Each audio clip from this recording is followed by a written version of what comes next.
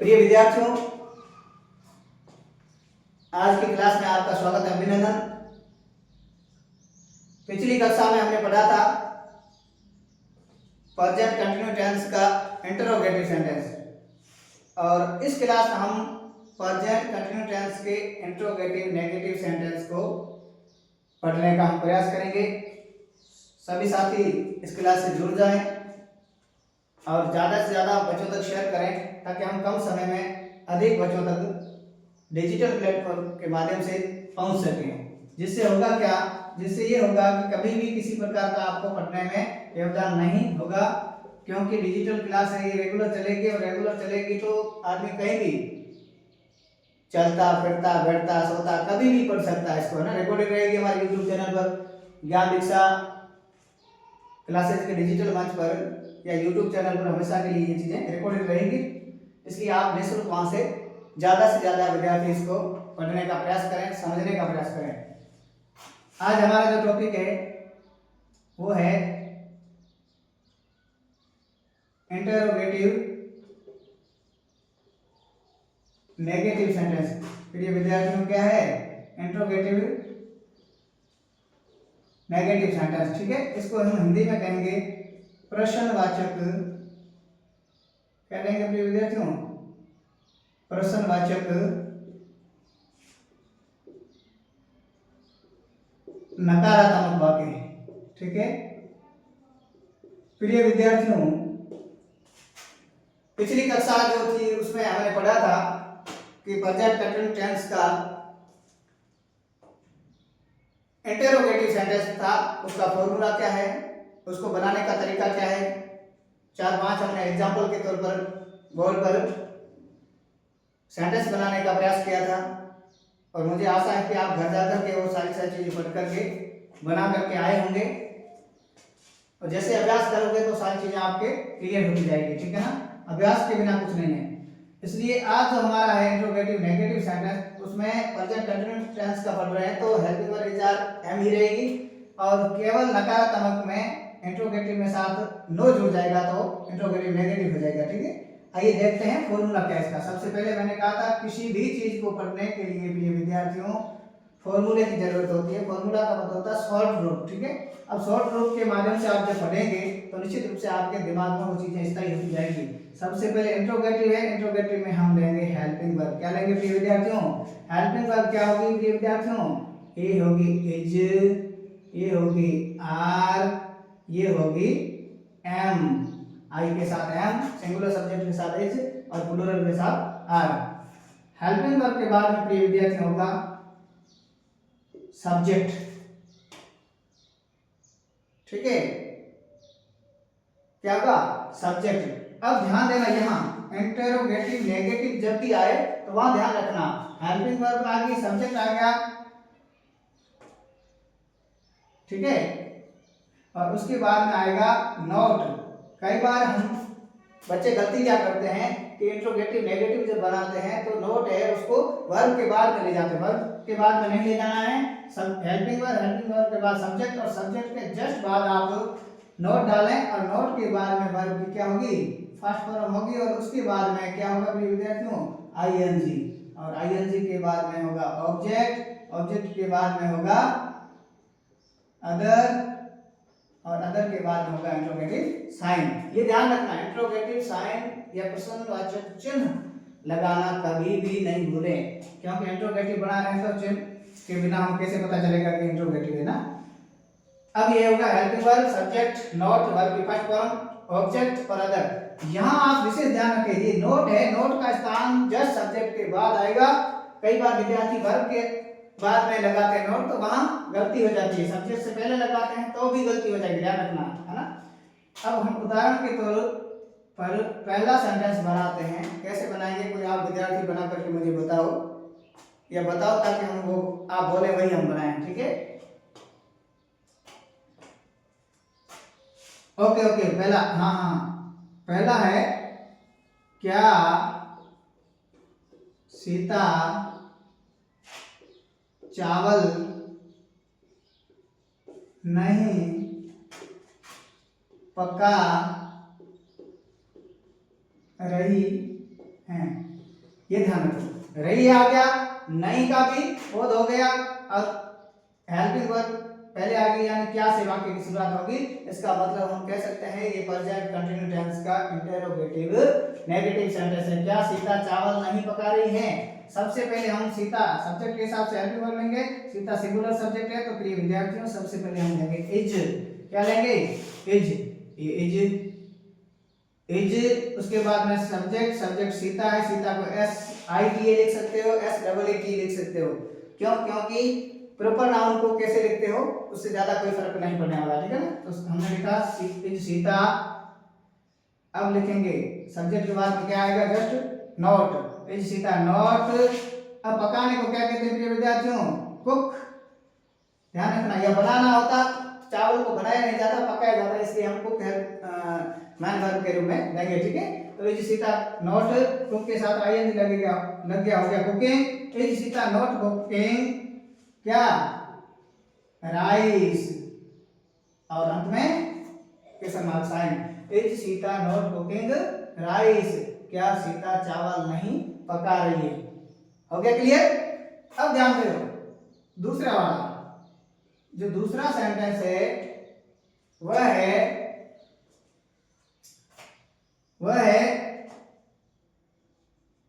क्या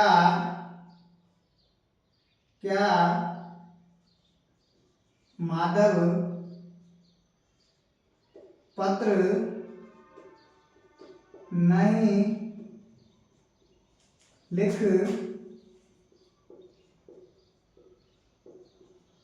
रहा है? अब ध्यान देने योग्य बात है कि अब हम इंट्रोगेटिव नेगेटिव सेंटेंस पढ़ रहे हैं तो हेल्पिंग वर्ब स्वाभाविक है कि आगे आएगी।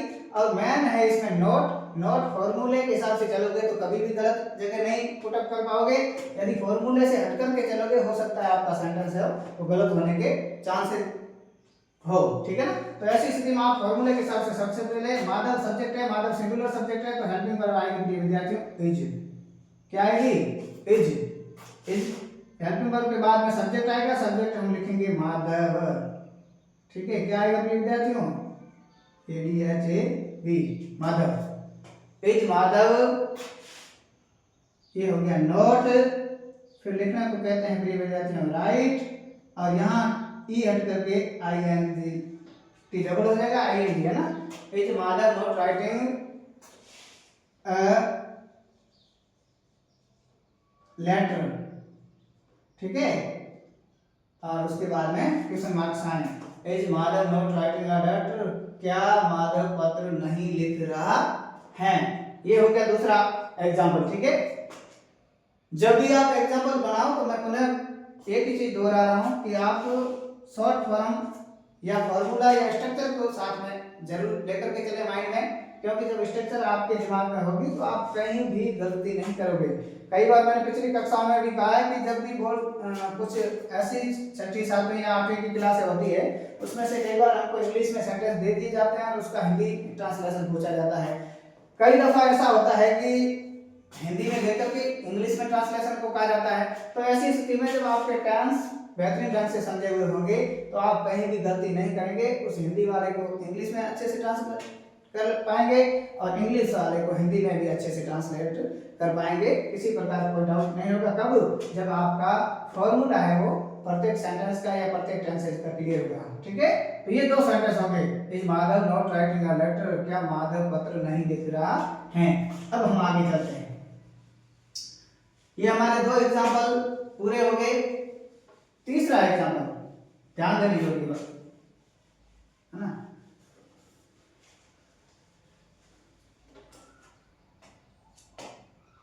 तीसरा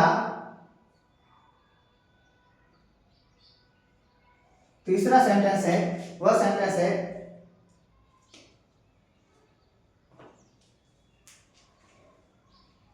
तीसरा सेंटेंस हमारा होगा, वो होगा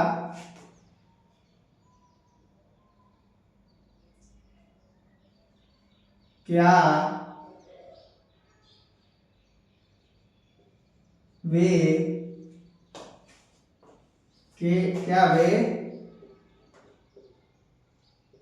क्रिकेट नहीं खेल रहे, क्या वे क्रिकेट नहीं खेल रहे हैं? देखो, ठीक है। कई बार हम अतिशयोक्ति में कहते हैं या ऐसा आश्चर्य लेकर के चलते हैं कि हो सकता है कि जैसे अचानक, क्या वे क्रिकेट नहीं खेल रहे हैं? देखो तो जरा, या देखो तो जरा, क्या वे क्रिकेट नहीं खेल रहे हैं? ठीक है ना। तो उसके लिए हमने कुछ टेंसेज में, इस कंटिन्यू टेंस में एडवर्ब के रूप में या फिक्स वर्ड के रूप में कुछ पढ़ा था, जैसे लुक, नाउ, ठीक है ना, या नाउ लुक, लुक, ऐसे हमने एडवर्ब के बारे में चर्चा की थी, वो प्रेजेंट कंटिन्यू टेंस की, ठीक है। तो यहाँ होगा क्या वे क्रिकेट नहीं खेल रहे हैं? देखो, देखो तो जरा, क्रिकेट नहीं खेल रहे हैं, तो इसके लिए सबसे पहले होंगे हेल्पिंग वर्ब। हेल्पिंग वर्ब क्या आएगी? आर। आर क्यों आई प्रिय विद्यार्थियों? क्योंकि सब्जेक्ट के हिसाब से हेल्पिंग वर्ब आती है, और यहाँ सब्जेक्ट है हमारा वो है वे को अंग्रेजी में कहते हैं दे। दे प्लूरल सब्जेक्ट है, तो लिखा are they, are they not, खेलने को कहते हैं प्ले, विद्यार्थियों आईएनजी पीछे जुड़ जाएगा। Are they not playing cricket, are they not playing cricket, और पीछे लगेगा क्वेश्चन मार्क साइन, और फिर हम लिखेंगे लुक, और लुक के बाद में लगाएंगे विस्मयादिबोधक चिन्ह, ठीक है। Are they not playing cricket, look, देखो तो जरा, वे क्रिकेट नहीं खेल रहे हैं? देखो तो जरा, क्या वे क्रिकेट नहीं खेल रहे हैं? ठीक है, ये हो गया हमारा तीसरा सेंटेंस। अब चौथा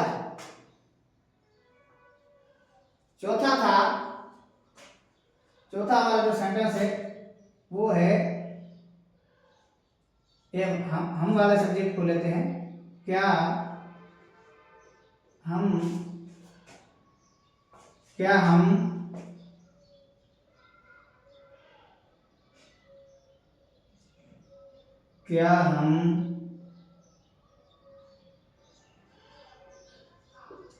खाना नहीं बना रहे हैं? ठीक है, क्या होगा?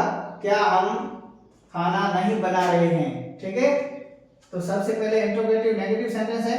ऐसी स्थिति में हम सब्जेक्ट के हिसाब से हेल्पिंग वर्ब पहले लेंगे, सब्जेक्ट है हम, और हम को हम कहेंगे वी प्लूरल सब्जेक्ट है, इसलिए इसका यहाँ हेल्पिंग वर्ब आएगी आर। ठीक है, तो हमने लिखा आर, अब होगा सब्जेक्ट वी, आर वी, ये नोट, और बनाने को कहते हैं प्रिय विद्यार्थियों मैक, MAKE, लेकिन ई हट जाएगा, IN जाएगा। आर वी नोट मेकिंग, क्या खाने को कहते हैं प्रिय विद्यार्थियों फूड, क्या कहते हैं? ये फूड, ठीक है, FOOD फूड, और उसके बाद में लगाएंगे interrogative sentence. Are we not making food, क्या हम खाना नहीं बना रहे हैं? हो सकता है कि होटल पर खाने का मन हो और होटल पर खा लें, ऐसी स्थिति में सेंटेंस है क्या हम खाना नहीं बना रहे हैं, are we not making food. ठीक है, ये हो गया चौथा एग्जाम्पल। अब एग्जाम्पल है हमारा वो है 5 नंबर एग्जाम्पल। 5 नंबर एग्जाम्पल क्या होगा? 5 नंबर एग्जाम्पल होगा प्रिय विद्यार्थियों, उदाहरण के तौर पर आप भी अपने मन से बना सकते हैं, कोई हो तो दिमाग में बताओ, नहीं तो मैं मेरे स्तर पर बताता हूँ। ठीक है,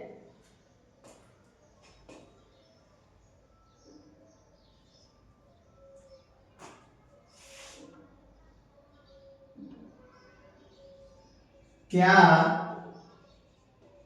मैं पानी नहीं पी रहा हूँ? क्या मैं पानी नहीं पी रहा हूँ? तो क्या पी रहा हूँ? हो सकता है गिलास के अंदर कुछ अलग हो, शरबत भी हो सकती है, ठीक है, चाय भी हो सकती है। तो ऐसी स्थिति में क्या मैं पानी नहीं पी रहा हूँ? इसके लिए सबसे पहले सब्जेक्ट है मैं के हिसाब से यहाँ हेल्पिंग वर्ब आएगी प्रिय विद्यार्थी एम। ठीक है, एम आई, पीने को क्या कहते हैं, पानी है तो ड्रिंक आएगा, TRINK, ठीक है। और कंटिन्यूज है तो ड्रिंकिंग, एम आई ड्रिंकिंग, सॉरी एम आई नोट, नोट के बाद में आएगा ड्रिंकिंग, ठीक है। ड्रिंक के साथ में आइए जाएगी, एम आई नॉट ड्रिंकिंग क्या, वाटर, क्या प्रिय विद्यार्थियों, वाटर, और उसके बाद में question mark sign, am I not drinking water. ये ध्यान रखना, नोट का लफड़ा है, कई बार मैं भी भूल जाता हूँ, तो आप इस स्ट्रक्चर या फॉर्मूले को ध्यान में जरूर रखना, ताकि आपका कोई भी सेंटेंस है वो गलत नहीं होगा। Am I not drinking water, क्या मैं पानी नहीं पी रहा हूँ। यहाँ तक कोई डाउट हो किसी विद्यार्थी को तो विद्यार्थी मुझे जरूर बताएं, क्योंकि हम जिस मिशन को लेकर के चले हैं इसका मकसद ये है कि हम ज़्यादा से ज़्यादा बच्चों तक पहुँचें और ज़्यादा से ज़्यादा बच्चों तक बढ़िया से बढ़िया क्वालिटी की शिक्षा देने का प्रयास करेंगे। मैंने पिछली कक्षा में भी कहा है कि हमारा पढ़ाना तब सार्थक है जब आप लोगों को आसानी से समझ में आए। ऐसी स्थिति में मैं फिर कह रहा हूँ कि मैं पढ़ा रहा हूँ या आपको समझ में आना चाहिए, तभी हमारे पढ़ाने का सार्थकता है, ठीक है। तो यहाँ तक 5 सेंटेंस में कोई डाउट है तो बताओ, नहीं तो हम आगे चलते हैं। हम प्रेजेंट कंटिन्यूस टेंस के इंटरोगेटिव नेगेटिव सेंटेंस की बात कर रहे थे विद्यार्थियों, ठीक है। हाँ, तो इंटरोगेटिव नेगेटिव सेंटेंस में हमने पढ़ा 5 एग्जांपल लिए। छठा एग्जांपल भी आप देखना चाहो तो आप बना सकते हैं। क्या बना सकते हैं,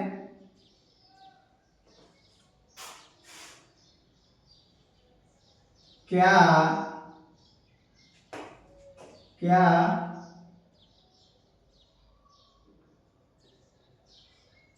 राम इन दिनों, क्या राम इन दिनों पुस्तक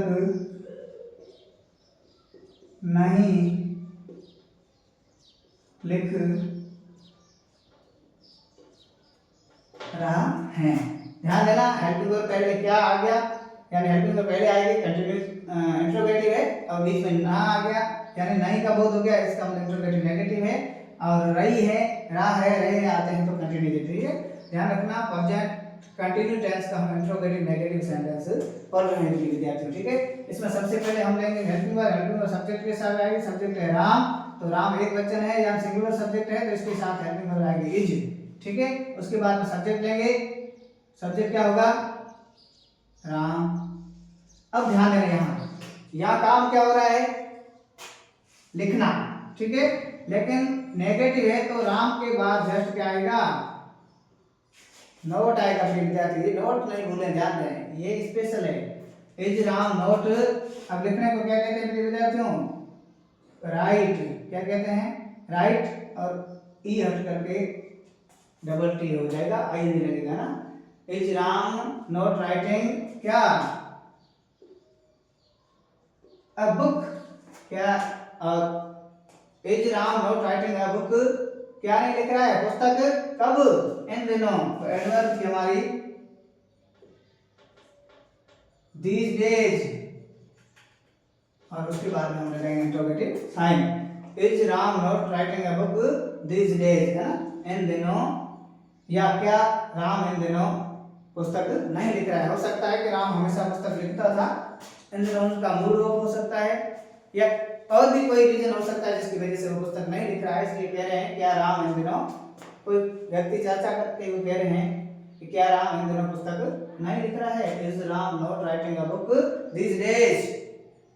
these days हमारी क्या है, एडवर्ब है, किसकी है, प्रेजेंट कंटिन्यू टेंस की एडवर्ब है। ध्यान रखना, मैंने फिक्स वर्ब या एडवर्ब जितनी भी लिखाई थी वो प्रिय विद्यार्थियों आप घर जाकर के जरूर पढ़ें और ये दिमाग में कॉपी कर लें। जैसे आपकी एडवर्ब होगी, कई बार परीक्षा में सर्वाधिक पूछे जाने वाले जो क्वेश्चंस है ट्रांसलेट को लेकर के, वो है एडवर्ब को लेकर के। एडवर्ब ऐसे वर्ड होते हैं, कुछ कई बार विद्यार्थी इसमें कंफ्यूज हो जाते हैं, तो एग्जामिनर भी आपको टेस्ट करना होता है। तो ऐसी स्थिति में जब भी एडवर्ब या फिक्स वर्ड जो लिखा है आपको, फिक्स वर्ड आप जरूर घर जाकर के पढ़ें और उसे पूरा दिमाग में कॉपी कर लें, ठीक है। ये हो गया। अच्छा, अब ध्यान दो प्रिय विद्यार्थियों, ये तो हमारा हो गया प्रेजेंट सिंपल टेंस पूरा, प्रेजेंट कंटिन्यूस टेंस पूरा, ठीक है। अब जब हम नेक्स्ट बात करेंगे प्रिय विद्यार्थियों, नेक्स्ट क्लासेज में, वो क्लासेज में करेंगे प्रेजेंट परफेक्ट टेंस की। किसकी? प्रेजेंट परफेक्ट टेंस की। प्रिय विद्यार्थियों, प्रेजेंट परफेक्ट टेंस जब हम पढ़ेंगे तो प्रेजेंट परफेक्ट टेंस में सब्जेक्ट के साथ साथ में हेल्पिंग वर्ब आएगी, और हेल्पिंग वर्ब जो आएगी वो हेल्पिंग वर्ब प्रिय विद्यार्थियों क्या आएगी, यहां तक लिख लिया, आगे चलते हैं। वो हेल्पिंग वर्ब आएगी हैज और हैव। ध्यान देना, प्रेजेंट परफेक्ट टेंस होगा, प्रेजेंट परफेक्ट जहां भी नाम आएगा वहां हमेशा हैज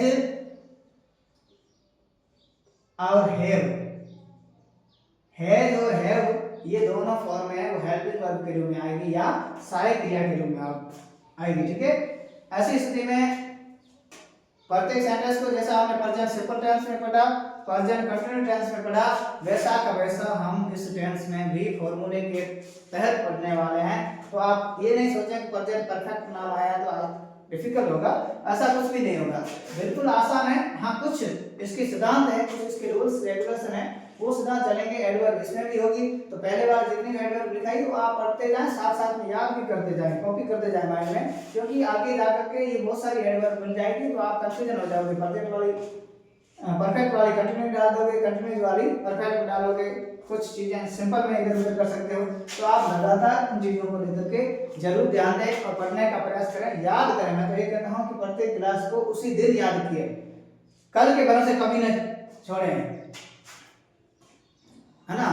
कल पर छोड़ी गई बातें कभी भी आपको सुखद परिणाम नहीं दे सकती है, इस बात को आप विशेष करके ध्यान दें। इसलिए जो चीजें पढ़ाई जाती है वो सारी चीजें उसी दिन याद करें। महात्मा कबीर थे, आपने पढ़ा होगा, सुना होगा, देखा तो नहीं होगा, मगर वो कहा करते थे, कल करे सो आज कर, आज करे सो अब, पल में पल्ले होगा, बहुरी करेगा कब। यानी जो आपको दे रखा है, जो आपका नित्य वर्क है, डेली रूटीन का वर्क है, वो डेली रूटीन के वर्क को आप उसी दिन करने का प्रयास करें। उसी दिन नहीं करोगे तो ये कल आपका फिर से कल हो जाएगा और वो काम आपका पेंडिंग में ही रह जाएगा। ऐसी स्थिति में आप ध्यान दें, जो काम आज मैंने पढ़ाया है वो सारा आप पढ़ने वाले विद्यार्थी सारे पढ़ने वाले होंगे आई थिंक, तो सभी विद्यार्थी इसको डेली रूटीन से याद करेंगे, समझने का प्रयास करेंगे। नहीं समझ में आए तो मुझे नेक्स्ट क्लास में जरूर पूछेंगे या कमेंट में भी आप यूट्यूब पर पूछ सकते हैं, ठीक है। अब नेक्स्ट हम पढ़ेंगे, वो पढ़ेंगे विद्यार्थियों प्रेजेंट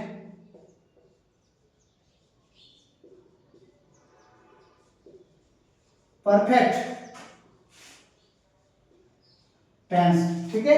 कौन सा टेंस है हमारा? ये तीसरा टाइप, ठीक है। थर्ड टाइप है प्रेजेंट परफेक्ट टेंस, जिसको हम कहते हैं हिंदी में प्रिय विद्यार्थियों पूर्ण वर्तमान काल। क्या कहेंगे? पूर्ण वर्तमान काल। और इसमें मैंने कहा हेल्पिंग वर्ब के रूप में क्या आएगी प्रिय विद्यार्थियों? या तो हैज आएगा या हैव आएगा, ठीक है। ये सारा हम नेक्स्ट क्लास में हमारी चर्चा करेंगे, इसलिए आज तक जितना भी पढ़ाया वो सारा आप जरूर पढ़ के आएंगे। नेक्स्ट क्लास में पढ़ेंगे प्रेजेंट परफेक्ट टेंस यानी पूर्ण वर्तमान काल, ठीक है। तो आज की क्लास में बस इतना ही, मिलते हैं नेक्स्ट क्लास में। आज के लिए बस इतना ही, धन्यवाद।